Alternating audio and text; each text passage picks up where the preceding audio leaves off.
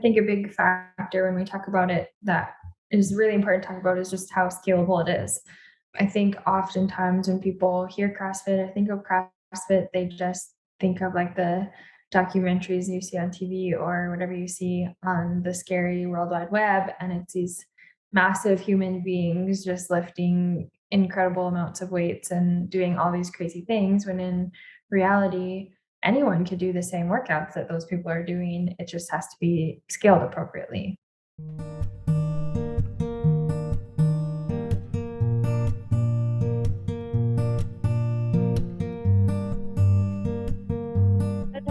Welcome, everyone. We're just having some fun chatting about fitness, about energy, and using some I am statements. I am energy. I'm getting Jilisa laughing twice in my speakers right now. So much better than Jilisa laughing once. whoa, Jilisa laughing once. Double. We are going to talk about CrossFit. I mean, we are a CrossFit affiliate. We became an affiliate in 2012. I feel like we've broken the number one rule of CrossFit is like, if you CrossFit, you always talk about CrossFit. But I feel like we're so atypical of CrossFit Talk about enough. and everything. Like, we rarely talk about it. We're not super competitive or hardcore, and we just occasionally really like to do fitness. Fast and heavy sometimes. Yes. So for those that don't know, we started the gym as CrossFit Camrose, and we still are a CrossFit affiliate. So that's what you call it. We are part of the CrossFit. We implement CrossFit methodology in our gym, but we created an umbrella over top called Greater Purpose Health and Fitness, because we know fitness is more than just a training methodology, and CrossFit is one training methodology, just like there's lots of different nutrition programs or methodologies or principles. Mhm. And there's mindset. Like, that's the biggest piece that umbrella company created for our health and fitness mentorship, is that mindset piece. Because it doesn't matter if, I believe CrossFit's one of the best methodologies you can use to get fit quickly and become very functional. But if you don't have the mindset right, it doesn't really matter, because you're going to achieve these results and kind of lose them. So I'm going to start this off here. I have the privilege of being on CrossFit LC seminar staff, LLC, and get to be exposed by this a lot and hear it and try to implement it and teach it as much as I can. So the definition of what, or the goal of what CrossFit is doing, is to help people increase. Sorry, I forgot to switch my phone off, everyone. I know. Okay, the goal is increase work capacity across broad times and modal domains. So work capacity, how efficient are you in, you could say, in a short sprint or a marathon?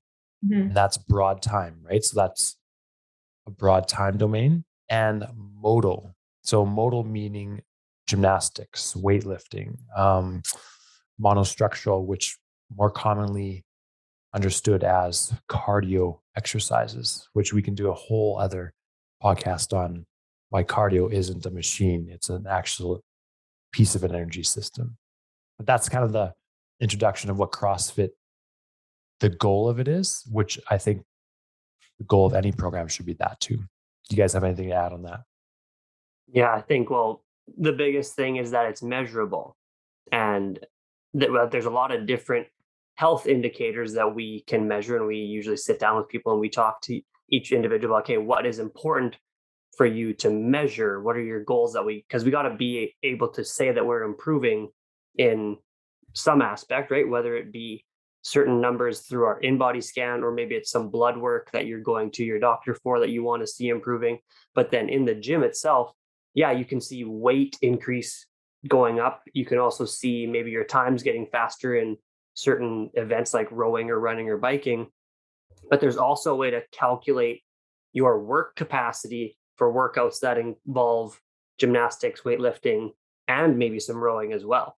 So there is a formula. It ends up being, I think the unit of work is like foot-pounds per second. So it's like, we get too nerdy on that, but you can calculate how much work you get done in a certain amount of time. And that's basically what we're looking to do, is increase that work capacity. And when you increase your work capacity across many different, like Matt said, many different times and modal domains, that means that you're able to go out there and do almost anything in life and just be able to, like, hike up a mountain if you want to. You can go wakeboarding if you want to. You can go rock climbing. It doesn't matter. Like, you can have the ability to do all of these things in some capacity. It doesn't mean you're the best in the world at them, but that's the whole idea of CrossFit, I think, is how it started was basically, if you had all these different random physical tasks in a hopper bin, if I were to randomly pull one out, a person who has been doing CrossFit for a while could do that activity. It could be a really long run, it could be a sprint, it could be anything, right? It could be lifting something decently heavy, but you would be able to do that. You wouldn't be the best in the world at it, but you could do it. Yeah. I think a big factor when we talk about it that is really important to talk about is just how scalable it is. I think oftentimes when people hear CrossFit, I think of CrossFit, they just think of like the documentaries you see on TV or whatever you see on the scary World Wide Web. And it's these massive human beings just lifting incredible amounts of weights and doing all these crazy things, when in reality, anyone could do the same workouts that those people are doing. It just has to be scaled appropriately. So for example, like I have a client who's in her 80s and she's incredible and she could do the same workout that any of us could do or anyone could do. We would just scale it down to a level that's she can do. And so it's cool to see how we can literally take any person of any skill level, of any strength, of any age, and put them with like the fittest person in a gym, and they could still do the same workout. We would just scale it to their ability. And I think that's a big part of the community factor and like the belonging in a place, because we get to do things together, even if it's a little bit different. The end goal is still the same. So I think that's important for people to know. Just like CrossFit's not just big, scary people doing super crazy things. It can look like a lot of different things. And I think that's what makes it so exciting. Yeah. It's scalable, right? And we, like you said, Jilisa, it's constantly varied high intensity functional movements or functional movements performed at high intensity. And that intensity piece is dependent on the person. So as an example, I've been doing CrossFit for 11 years, I think, somewhere around there. This will be my 9th or 10th open, CrossFit Open. For those that don't know, it's a worldwide competition. And so someone like myself, who's doing it for 11 years, I could work out beside someone who just started yesterday.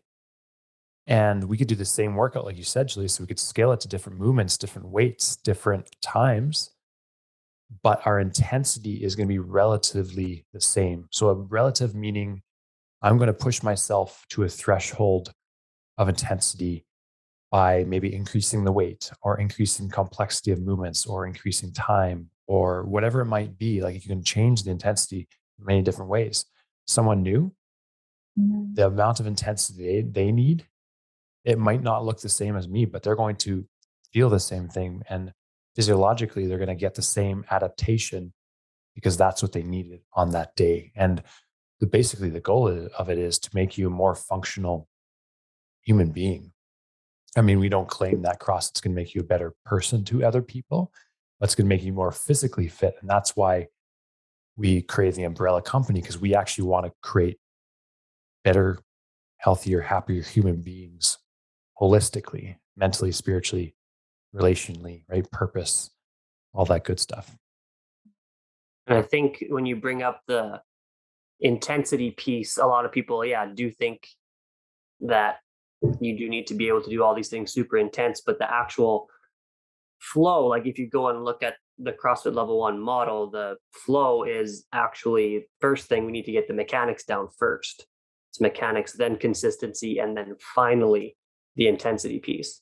So anybody who would start new at our gym, we always do a few, anywhere between 5 and 12 personal training sessions before they get started, depending on what kind of background you may have had before in fitness. And that's to go over the mechanics of all the movements that we do in the gym and make sure that they are comfortable walking in to maybe a class type setting where you have, maybe not that one-on-one attention. We want everybody to come in and make sure that they know what they're doing, and feel that confidence and make sure that they're moving reasonably well before they move into class. And so basically teach you the mechanics first. Consistency is making sure you got the mechanics right all the time. So your first squat looks exactly like your 30th squat, 40th squat, say 100th squat, whatever. It all looks the same. And then after that, if it's like, okay, you're moving well consistently, now let's try to go maybe a little faster or potentially add a little bit more weight to that. And that's where the benefit, like we've talked about, like if you're not sure what you're doing, that's where the benefit of a coach comes in any aspect, but especially in CrossFit or in working out, because that they can help adjust things, or maybe like we've been in it now, like Matt said. Matt's been in it for 11 years, Jilisa 5, 6, 7 years, myself same thing, maybe even more. So like we've seen a lot of movement now, and that's, I think, an important piece of it too. I mean, your body better than we probably would, of course. Everybody know, I think that's an important thing as well. You know how your body's feeling, but I always tell my clients is like, it's my job to tell you if it looks good. It's your job to tell me if it feels good. And then we go back and forth and make sure that we're on the same page with that. Yeah, I like that a lot. Jilisa, do you have anything to add on that? No, I when you start talking about mechanics, consistency, intensity, it got me thinking a bit. So me and Jilisa we're learning a new sport, and that's a part of CrossFit too, right? We're learning jujitsu, and right now it's a lot of mechanics, right? And we often forget it's difficult when you're learning something new, right? It's about the small little movements, but being patient in that. So once you get those small little movements, it starts becoming consistent. And I almost think of consistency as it's an automatic. It's an automatic thing, because we can think about this for our mindset too, right? Like for someone who wants to improve their fitness results, it doesn't matter they work out all the time. If they're constantly have this negative belief system, or they use negative words like I can't do this, or I'll never be able to do this, like that's also a consistency thing, like the mechanics of that. So you could take the same principle, mechanics, consistency, and then intensity, because anyone can make an intense workout. I could tell you guys, hey, we're going to do 60 minutes of burpees and then a salt bike every 2 minutes, full out sprint, right? Like that's easy, but it's not as easy to get good at the small parts, but it's so beneficial to do that, because then it transfers into all other aspects. Mm-hmm. And then it's also fun, right? The varied part, constantly varied, it makes it fun, because you can create like the inconsistency, or the constantly varied part, rather. You can create the constant variation by changing the movement patterns, changing what's paired together, doing nose only breathing, no music, do it outside, do it up a hill, like all these different things. And it gets really fun. And you feel like you're actually participating in a workout instead of just having to drag yourself there to get yourself through a workout. Yeah. I think that was the most exciting part. Oh, sorry, you go ahead. I was probably going to say the exact same thing you're going to say. Is like coming from someone who tends to be on the competitive side and wants to continue to like be better at things. It's fun to like always have something to work on, and always there's never like an end to it. There's always something you can be better at. There's always something new and exciting to try. And yeah, I've been doing it for, I don't know, 6 or 8 years. I'm not sure, but I'm still terrible at a lot of things. And that's what kind of makes it fun, because I still get to like try and feel like a newbie at a lot of things. So it's kind of cool that way too. Yeah, I get a lot of people asking, like, does this ever get any easier? And it's like, well, I think you can always find a level that's just as hard as like the first. You might get, I mean, you'll get better at the movements. You'll for sure get maybe a little bit less sore, because I know that everyone talks about those first couple of weeks, or you might feel pretty sore. But our goal is to not have you like scale it back to a proper level where you don't feel like ridiculously sore for the first couple weeks. But like you'll still feel sore from workouts, they'll still feel hard, but it's because you got fitter or you got better at a certain skill and you're now challenging yourself more. And the only other thing I was going to say on that was like coming from a more of a traditional training background, like I got bored of my workout routine. Like we got the same program every year for volleyball and it never really changed a whole lot. And it just got boring and repetitive. So we started throwing in our own things to switch it up. And then when I came to the CrossFit gym in 2016, I think, yeah, I was like, holy smokes, I never have to do the same workout twice, like ever again. And I mean, of course, we do repeat workouts, but those are more like they might be every like 3 months, 6 months, 12 months apart, just to see how much fitter you've gotten in the same workout over that however long a period. So that's another thing that we measure too, is not just your weights or not just your times on of running or biking or rowing, but also, okay, there's this workout where it's, 21 15 9 of thrusters and pull-ups or some sort of variation of that. How fast can you do that? And let's see if you can do it faster, or maybe you do a heavier weight and you do it in the same time as last time, which means you also got fitter. So that's kind of how we measure fitness overall, I guess. Yeah. Yeah. Absolutely. Well, this has been fun. I like talking about CrossFit. We'll have to do it more. We'll do some myth busting next time, like you said, Tom, and maybe some things to think about when looking for a good CrossFit gym, looking for a good coach, or some how-tos. I don't know. You guys can give us suggestions too. We're always open to suggestions on all of this. But as always, we appreciate it. And let's close out with either someone who hasn't done CrossFit before, something quick actionable they can try at the home by themselves, or a CrossFit story that you have, your own journey. Mm-hmm. Okay, well, I'll tell about like very quick version of my story. I hated CrossFit at first because Matt made me do it, and it was only ran. I was a runner, and that's all I wanted to do. And when he was like, "Hey, you should try this," the workout's only 6 minutes. I was like, "This is the stupidest thing. I hate this."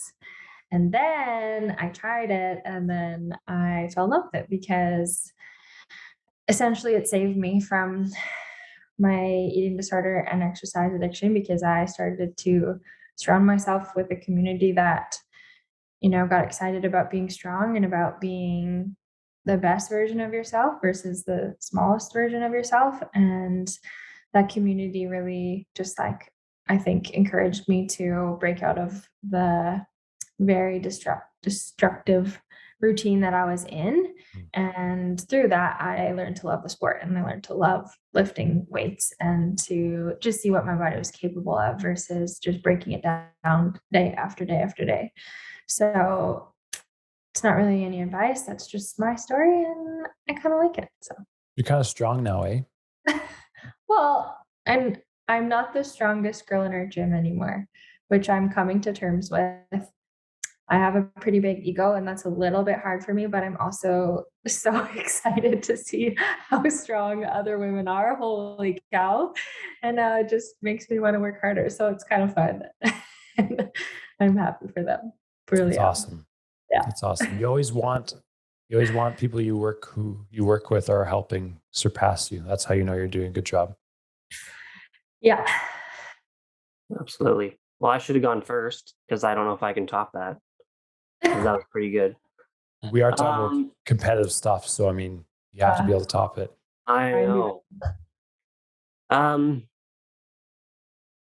would say if you want to get a feel for what a CrossFit workout could feel like, and you want to do something quick at home, with no equipment, you could do something. It's do like a 5 or 6 minute AMRAP. Like Jilisa said, the first workout she did was super short. And a lot of people look at the clock or look at the time domain of this workout and they'll be like, 6 minutes? Like, that's it? Like, Yeah. That's not, you can't. That's stupid. So I would say try something like 6 minutes of 15 air squats, 8 burpees. Ooh. Whew. Try I'll it. get you. Yeah, try it, and it's fairly simple. You don't need any equipment for it. If you need to look up the standard, look up what an air squat is, which just squatting with no weight, and then a burpee is chest to the floor, standing all the way back up. You don't need to do like a strict push up or anything, but get your chest to the floor, stand back up. Try to do that for 6 minutes and see how you feel. If Love you it. do it, comment your Score. times score. We'll have to post Your that now. time. Maybe What's we'll your time on the 6-minute workout? Sorry, post your score. Yeah. Chuck Norris can finish a 20-minute AMRAP in 10 minutes. Did you know that? Amazing. Yeah. Of course you can. Yeah. I was listening to your great stories and points, and I didn't think of mine. The first workout I did was overhead squats and something else. And in any workout, there's 2 weights, prescribed or suggested weights, for both ladies and gentlemen. And I tried because I grew up training my whole life for hockey. I was very strong in some movements, and I've never done an overhead squat before. And long story short, I did the ladies' weight, and I couldn't walk for 2 weeks because I let my ego get in the way. You're going to scare everyone. No, it's because my own ego, and I didn't have a coach. That's why it's important to have a coach walking through. And I couldn't walk because I basically forced myself to be able to use the weight because I couldn't let my ego. We have ego problems, it sounds like, Jilisa. So we did. Work on that. We're working on that. I don't know. I think I still have one, but No, but honestly, the CrossFit can seem very intense and very intimidating on the outside. But at our gym, we try to make it so it's not, right? You're competing against, not even think about competing, but you're working against who you were yesterday. You're always just trying to improve on that person. It doesn't matter what someone else is doing beside you. And that's one of the biggest things we hear people say. It's like they start to realize, oh, no one cares what I can or can't do, right? They're all cheering me on. They all want me to be better. And that's the environment we tried to cultivate and create. And I think it's fantastic and fun, and cheering people on, whether it's someone's lifting 400 pounds or someone gets their first pull up, same cheer, right? Mm-hmm. Or someone gets their first workout, you're going to feel the same thing. Day 1, day 2000. I was going to say quite often, like people that are maybe the most scared, the biggest step is walking in the door the first time, like coming to just sit down to meet with us. Because as soon as, like, many people now that have been members for a long time have said this in our check-in meetings and stuff like that, like just walking in the door and seeing that there was regular people and doing things that I thought I could also do was just like all that I really needed to kind of, make myself realize that this isn't anything crazy hard. So that would maybe be another one. Like if you're unsure, just take that, get a little uncomfortable, set up a meeting with either one of us if you're in the Camrose area, or if you're not, set up a meeting with another affiliate somewhere and just check it out. Because most affiliates, I think it depends. Some of them have more of a competitive feel for sure, but a lot of them, it's just that community feel and everybody's working in the gym together in order to improve the version of themselves that was yesterday, trying to get better today. So that's the majority, I think, of what you'll find. Love it. yeah. Well, thanks for joining, everyone. See you next time.